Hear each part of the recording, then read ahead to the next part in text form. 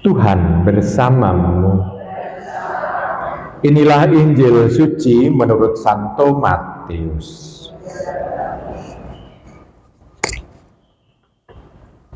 Sekali peristiwa, bersabdalah Yesus kepada orang banyak dan murid-muridnya, ahli-ahli Taurat dan orang-orang Farisi telah menduduki kursi Musa. Sebab itu turutilah dan lakukanlah segala sesuatu yang mereka ajarkan kepadamu. Tetapi janganlah kamu turuti perbuatan mereka, karena mereka mengajarkan tetapi tidak melakukannya. Mereka mengingat-ingat beban berat, lalu meletakkannya di atas bahu orang, tetapi mereka sendiri tidak mau menyentuhnya. Semua pekerjaan yang mereka lakukan hanya dimaksud supaya dilihat orang. Mereka memakai tali sembahyang yang lebar dan jubah yang panjang. Mereka suka duduk di tempat terhormat dalam perjamuan dan di tempat terdepan di rumah ibadah. Mereka suka menerima penghormatan di pasar dan suka dipanggil rabi. Tetapi kamu janganlah suka disebut rabi, karena hanya satulah rabimu, dan kamu semua adalah saudara. Dan janganlah kamu menyebut siapapun Bapa di bumi ini, karena hanya satulah Bapamu, yaitu Dia yang di surga. Janganlah pula kamu disebut pemimpin, karena hanya satu pemimpinmu, yaitu Kristus. Siapapun yang terbesar di antara kamu, hendaklah ia menjadi pelayanmu. Barang siapa meninggikan diri akan direndahkan, dan barang siapa merendahkan diri akan ditinggikan. Demikianlah sabda Tuhan.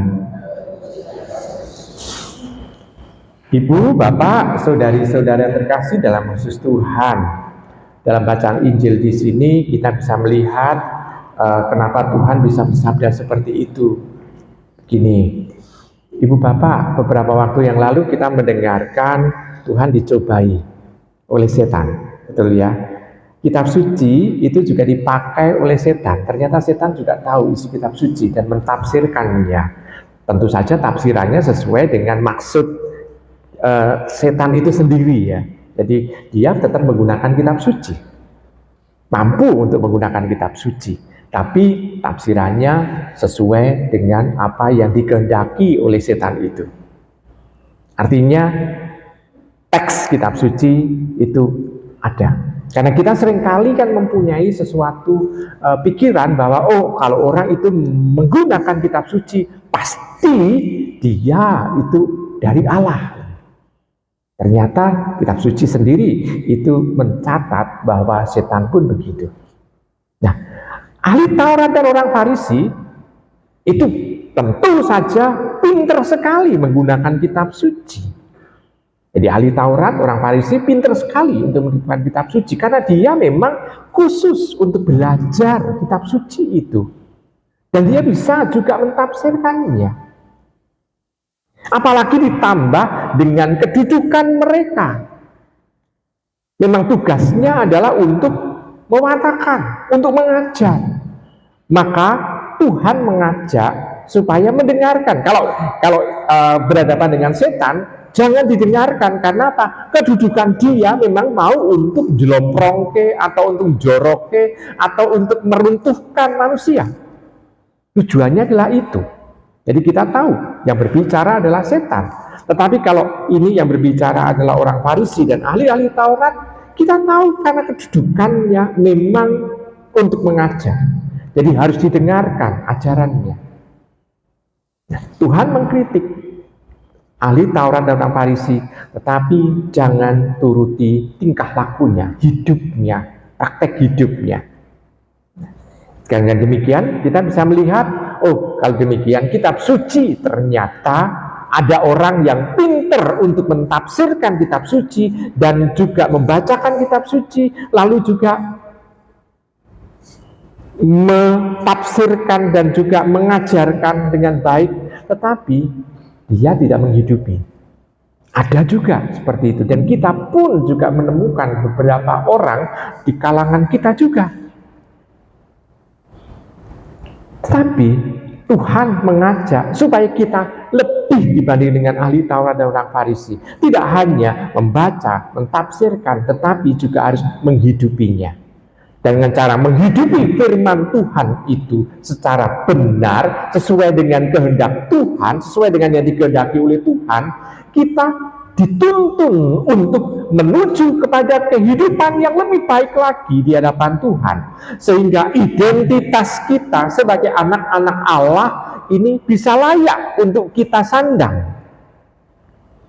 Karena kadangkala justru yang terjadi adalah kebalikannya. Kadangkala orang ahli Taurat dan orang Farisi, dia memang menginginkan karena kedudukan itu dihormati oleh orang yang lain. Sedangkan kita menghidupinya. Dan semakin orang menghidupi firman Tuhan itu, semakin akan rendah hati. Bukan menonjolkan dirinya, tapi semakin rendah hati. Karena dengan dia menghidupi itu, kadangkala kalau ditanya mengenai ayat per ayat, gak ngerti apa-apa, tapi karena dia sudah menghidupinya, berarti dia tidak lagi menghafal isi kitab suci, tetapi betul dia sudah menemukan makna kitab suci yang paling dalam, yakni mengubah hidup yang tadinya dengan cara hidup lama menjadi bertobat dengan cara baru sesuai dengan kehendak Tuhan. Nah, maka ibu bapak, saudari-saudari terkasih dalam Tuhan, jadi kita tidak boleh minder kalau ditanya ayat per ayat, karena yang penting bukan menghafalkannya, tetapi yang penting adalah menghidupi firman Tuhan secara benar di hadapan Tuhan pula. Maka kita hari ini diajak oleh Tuhan supaya kita mempraktekkan itu. Berarti selama APP ini kita juga mau diajak oleh gereja supaya kita selain berdoa, kita juga membuka kitab suci, mencoba untuk membaca hal yang baru mungkin. Ibu bapak, kitab suci sudah lama kita miliki, tetapi pada saat kita membaca kitab suci, pasti kita menemukan hal-hal yang baru, hal-hal yang mungkin dahulu tidak pernah kita temukan dalam firman Tuhan itu untuk mengubah hidup kita.